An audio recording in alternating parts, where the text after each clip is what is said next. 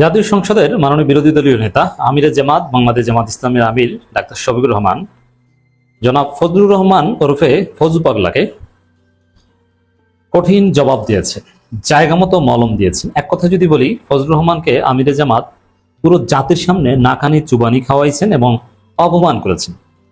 ফজলুর রহমানকে এক প্রকার সংসদে জুতো পেটা করা হয়েছে। এমনকি বিএনপির অধিকাংশ নেতা ফজলুর রহমানের পক্ষে ছিল না। স্বরাষ্ট্রমন্ত্রী সালাউদ্দিন আহমেদ ফ্লোর নিয়ে যা বলেছেন সেটা আমিরে জামাতের পক্ষে গিয়েছে এবং ফজলুর রহমানের বিরুদ্ধে গিয়েছে। এমনকি স্পিকার পরিস্থিতি শান্ত করতে যা বলেছেন সেটাও আমিরে জামাতের পক্ষে গিয়েছে, ফজলুর রহমানের বিরুদ্ধে গিয়েছে। এমনকি যাচাই বাছাই করে ফজলুর রহমানের বক্তব্য এক্সপান্স করা হতে পারে। এক কথা যদি বলি, ফজু পাগলা, আমি একটু ক্লারিফিকেশন দিই। এই জনাব ফজলুর রহমানকে আমি ফজু পাগলা বলা বাদ দিয়েছিলাম। তার সাথে মাঝে মাঝে দেখা সাক্ষাৎ হয় সামনে পরে। আমি ভেবেছিলাম যে সালাম দিয়ে কথা বলবো, কিন্তু রুচিতে বাধে। দর্শক, এ যা শুরু করেছে সংসদের মতো একটা জায়গায় যে উদ্ভট কাণ্ড ঘটিয়েছে, যেভাবে আওয়ামী ফ্যাসিস্টের মতো আচরণ করছে, তাতে আবার জনগণ তাকে ফজু পাগলা বলবে। এবং আসলেই তার কথাবার্তা পাগলাটে টাইপের, মিনিমাম সভ্যতা ভব্যতা নেই। তার কথাবার্তার মধ্যে আছে বেপরোয়া ভাব। দর্শক, ব্যক্তিগত আক্রমণ ফজলুর রহমান করেছে। আইন, সংসদের কার্যপ্রণালী বিধি, সংসদীয় রীতিনীতি, এগুলোর প্রতি তার মিনিমাম শ্রদ্ধাবোধ নাই। তিনি নাকি সিনিয়র পার্লামেন্টারিয়ান, অথচ তার কথাবার্তা অসংসদীয়, মানে গ্রামের খ্যাতের মতো। এবং কথা বলতে গেলে মুখ দিয়ে তার স্যাপসিটি। এ কারণে আমি সচেতনভাবে তাকে এড়িয়ে চলার চেষ্টা করব। আমি জানি না যে তার পাশে যারা সিট পেয়েছেন তারা কিভাবে এটা টলারেট করেন। খুব বিরক্তিকর একটা পার্সন। তো পুরো জাতির সামনে, একেবারে ক্যামেরার সামনে অপমানিত হয়েছেন, ভালো লাগছে না? দর্শক, ফজলুর রহমানের বক্তব্যে সংসদে তীব্র হট্টগোল বেঁধেছে। তিনি যে উল্টোপাল্টা বক্তব্য দিয়েছেন তাতে জামাতের লোকজন প্রতিবাদ করেছেন ইনস্ট্যান্ট, এবং প্রায় 30 মিনিট যাবত এই হট্টগোল থেকেছে। বিএনপির লোকজন তেমন তার পক্ষে থাকে নাই, দুই একজন মাঝে মাঝে একটু টেবিল চাপিয়েছেন। দর্শক, এই ফজলুর রহমানের ভাষা কতটা জঘন্য এবং নিকৃষ্ট আমার দেশ রিপোর্ট করেছে এই শিরোনামে। এই আলবদর রাজাকারের বাচ্চারা এখনো ফজলুর রহমান বেঁচে আছে। জাতীয় সংসদে, যেখানে সবাই নির্বাচিত জনপ্রতিনিধি, সেখানে আলবদর রাজাকারের বাচ্চারা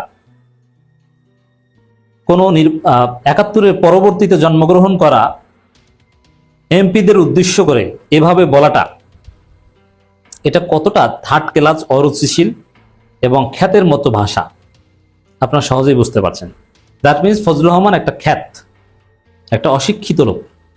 তার মধ্যে কোনো স্মার্টনেস নাই, সিভিলাইজেশন নাই। তা জাতীয় সংসদের স্পিকার মেজর হাফিজউদ্দিন আহমেদ বীর বিক্রম নানানভাবে তাকে বুঝিয়েছেন, তাকে উদ্দেশ্য করে অনেক নসিহতমূলক কথা বলেছেন। কিন্তু এই পাগলার শরীরে আওয়ামী রক্ত, শেখ মুজিবের বীর্যবা রক্ত। এই পাগলা সঠিক কথা বলতে জানে না, এবং সঠিক কথা বলে কিনা সন্দেহ আছে। অতএব স্পিকার বুঝাক আর সালাউদ্দিন আহমেদ বুঝাক, এই পাগলা বুঝ নেবেন বলে মনে হচ্ছে না। তো দর্শক, তার পুরো বক্তব্য পুরোটাই অরুচিশীল, কুরুচিপূর্ণ। কিন্তু জাস্ট এই ২-১টা লাইনের মাধ্যমে আপনারা বুঝতে পারেন যে আলবদরের বাচ্চারা ফজলুর রহমান এখনো বেঁচে আছে।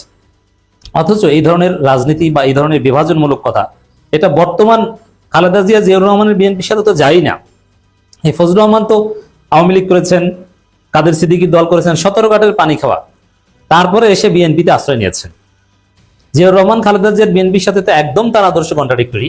এমনকি তারেক রহমান এই সালাউদ্দিন আহমেদের যে বর্তমান বিএনপি, তার সাথেও যায় না।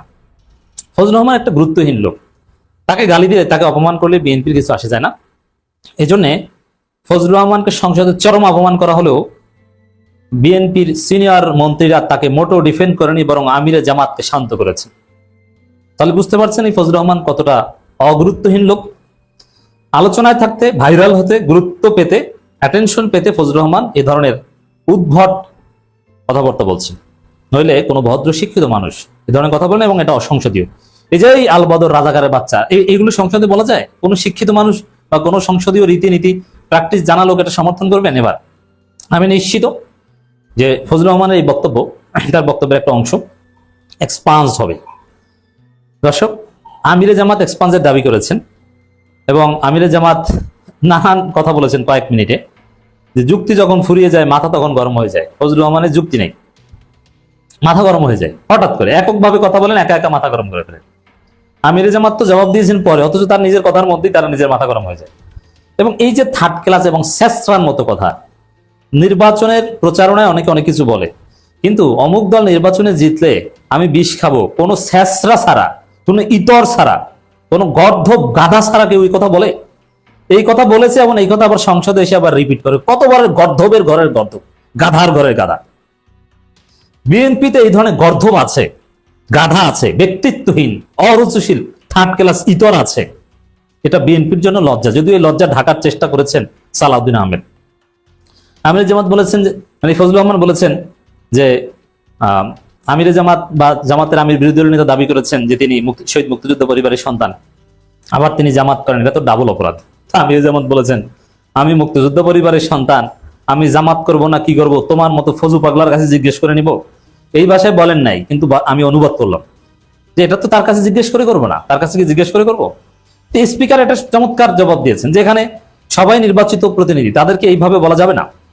আর অতীতে কি হয়েছে কি হয়নি, এখানে জামাতেও মুক্তিযুদ্ধ আছে, আমিরে জামাত একজন শহীদ মুক্তিযুদ্ধ পরিবারের সন্তান, তার আদর্শ আমিরে জামাত বলেছেন যে আমি কোন আদর্শ ধারণ করব এটা তো অন্য কেউ ঠিক করে দিতে পারে না, এভাবে ব্যক্তিগত আক্রমণ করতে পারে না।